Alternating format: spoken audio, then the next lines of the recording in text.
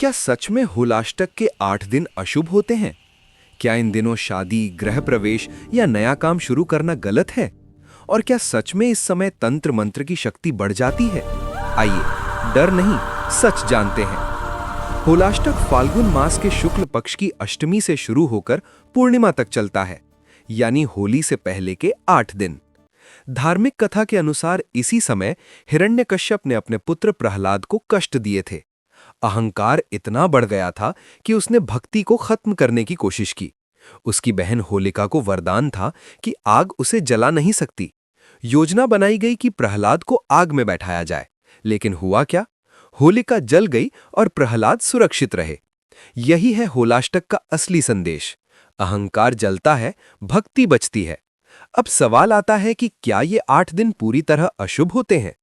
ज्योतिष मान्यता के अनुसार इन दिनों ग्रहों की स्थिति थोड़ी उग्र मानी जाती है, इसलिए कुछ लोग विवाह, गृह प्रवेश या नया व्यापार टाल देते हैं। लेकिन किसी प्रमुख वेद या धर्म ग्रंथ में ये स्पष्ट नहीं लिखा कि ये दिन भयावह है या किसी को नुकसान पहुंचाने की शक्ति बढ़ जाती है। तंत्र मंत्र से जुड़ी बातें ज्यादातर लोक मान्यताओं और डर पर आधारित हैं।